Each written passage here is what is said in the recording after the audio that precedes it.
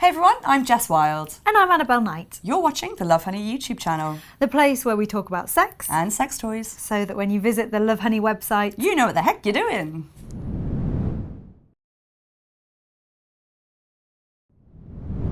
So today we're talking all about rimming, which is, if you don't know, the stimulation of your partner's anus using your lips, tongue or mouth in any way. We've got loads of tips, tricks and products to help you rim happily and healthily. You may have heard it referred to as like Analingus, I think is the fancy name. Rim job. Rim job, that's a classic. I said technical term, you said fancy name. Fancy. So yeah, Analingus, rim job. What's the other one that I heard the other day? Oh, what we're calling it is bum licking. Classic bum licking, if you struggle to remember what any of those terms mean. But for the purposes of this vlog, we're going to refer to it as rimming, because I'll do that again. Oh, there you go. I can almost feel everyone watching this, or at least half of them watching it, going, licking an anus! Just so you know, there are tons of nerve endings within and around the anus, so it can be extremely pleasurable, really intimate and super sensual, and a great precursor to actual sex. So if you encompass it and use it in foreplay, it can get you a big double thumbs up. And also, no matter what gender you are or what kind of relationship you may or may not be in, everyone's got a bum hole. Most people have a tongue. So this is something this is something everybody can enjoy. So it's not limited to. I think a lot of people think this is sort of a particularly gay type of play. No, not at all. If you've got these bits and those bits, you can do the thing. So we're going to tell you how to do the thing today. Now, first things first, it's probably no surprise that cleanliness is really important for rimming. So if you are the person that's expecting to receive a rim job, you're going to want to make sure you're nice and clean down there. Now, you can clean just externally, have a bath or a shower before play, or you can go as far as using a douche if it makes you more comfortable. This is important for loads of reasons. So number one, for your partner who's intending to lick the area, obviously we want it to be clean, smelling nice. It's a sweaty area of the body, it's just a fact. So just want to clean that before anybody goes down there.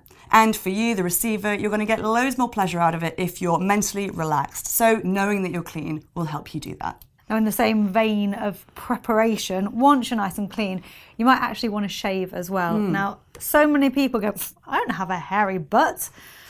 Get a mirror, take a look, because there's going to be at least a couple of stragglers down there. There's always one. There's always one. Always. So a little razor, a little bit of shaving gel or foam, do it safely, and that's perfect. You can, of course, opt for other hair removal techniques like laser or waxing, or if you're feeling extremely brave, an epilator. I made that mistake once. Really? You don't want to do that. All the crying for a year in like one moment. I drank a bottle of red wine and was like, I'm not paying for a wax, I'm going to use an epilator. I'm pull them out one by one instead. It was like a 1980s epilator that I found on eBay and was like, this will be fine. I'm pretty sure that's a type of torture from like the 1800s. Yeah, I mean, epilators nowadays are probably a lot better, a lot safer and a lot less painful. But if you happen to stumble across an 80s epilator on eBay after having had a bottle of red wine, just stay away from it. Just say no. Just say no. Just say no. So once you're clean and shaven, you might want to start thinking about how it is you're going to go about rimming. Now, there's one thing I wanted to add to your comments, and that is that shaving is clearly not necessary. So if you and your partner are into hair, you don't need to get rid of it.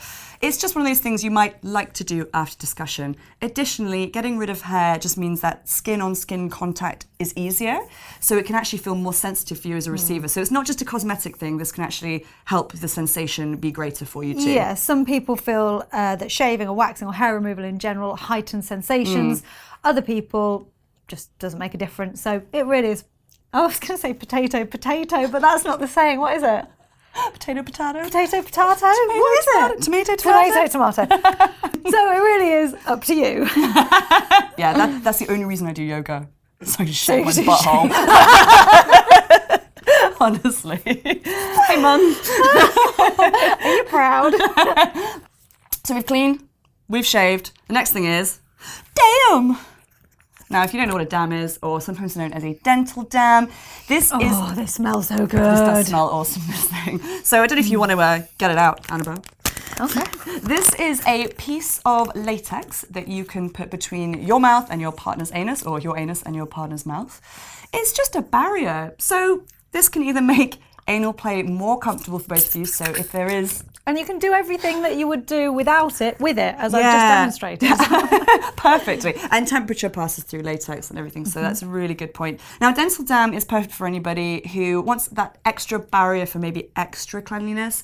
No matter how clean you are down there, clearly any genital contact can lead to the transfer of bacteria or STIs, so it's never a bad idea to take extra precautions. If you can't get your hands on a dental dam, the good news is you can use an ordinary condom.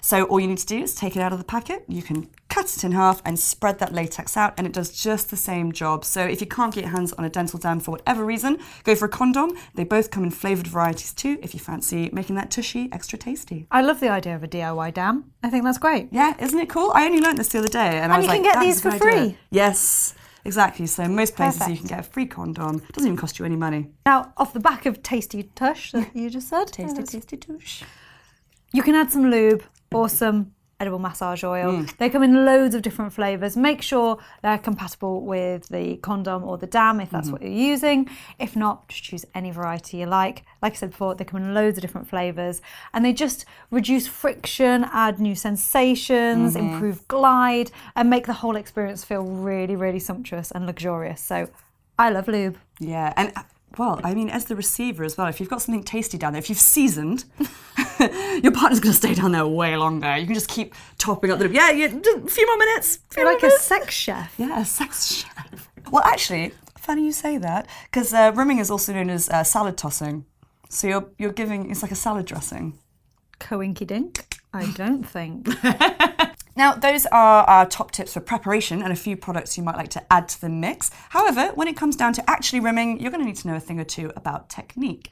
Now, the best thing is probably not to just go and make a beeline for that butthole. Don't just dive right in. Yep. Everything's better with a bit of a build-up. So my best tip would be to take it slow and work your way from the outside to the inside of your partner's body. Well, not the inside of your partner's body. This is generally not penetrative play. Am I doing it right? So one of the reasons why we say take it slow is the fact that because there are so many nerve endings in the anus, it can elicit a reaction of laughter. So it can be ticklish. So if you start kind of further out and then zone in, it gives your partner time to get used to those sensations.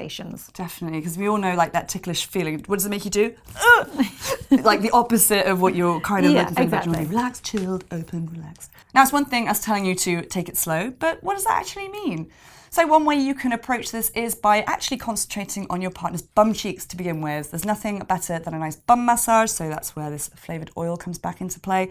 You can stroke massage, get your lips involved, kiss, lick. You can even blow on the area for sort of indirect contact. These are all really great ways to get the body ready for stimulation. I talk about this a lot, but consent is really sexy, and it's never a bad thing just to check with your partner that what you're doing is okay. And it doesn't have to be this whole like formal sit down and hey, do you mind if I do this? But just asking, do you like that? Is this okay? Really helps to not only guide you as to if you're doing the right thing, but it helps just keep that conversation open and helps your sex just be amazing in general. Absolutely, yeah. And for the receiving partner, I think having somebody who checks in with you now and again, particularly if this is new play, can help you feel more comfortable that the partner's not going to do anything shocking. You know, you think, oh, well, if they're going to try something new, they'd at least give me a little bit of a nod or a let know. So it comes back to being relaxed, doesn't it? How many of us have just had a finger shoved up there with no warning, no lube, and no, yes, you can do that. Yeah, I know.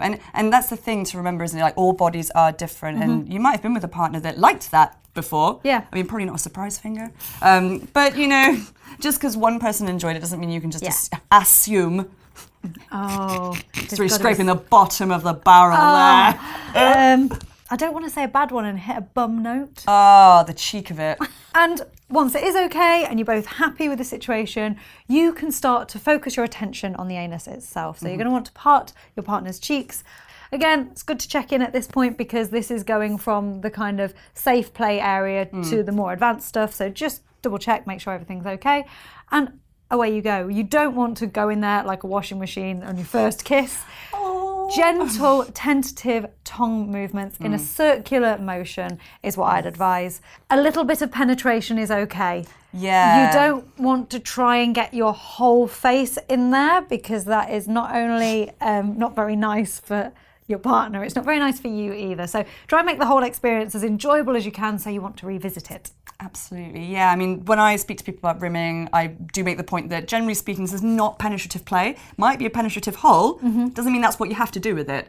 If you and your partner have discussed that a little bit of penetration is okay, because let me add at this point, just because your partner's okay with rimming does not mean they're happy with you inserting a finger, a toy, a penis, or anything. So don't assume that because you've got access to the butt, you've got full access to that butt. So please do have that conversation before. But yes, you've got a ticket to the show, not a backstage pass. Precisely. So if you have had a chat though, and a little bit of penetration is okay, we're really talking less than an inch. Like you're not trying to, I don't care how long your tongue is. Just the tip. Yeah, if you're Gene Simmons, you're still using just the tip, okay? Now, just like any oral play, do experiment, try different shapes and styles and levels of pressure.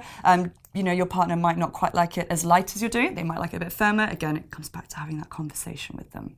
And if you're feeling extra brave or like you can split your attention, you could use an additional little toy or device to add extra sensations. So here we've got a little vibrating finger ring, and I meant to do that to show you that it has a little bullet inside and the sleeve. Yeah, I do. So you can, I do. Yeah, I do. So you just slip it over your finger, turn it on, and then you've got this whole new way to give your partner extra sensory delights.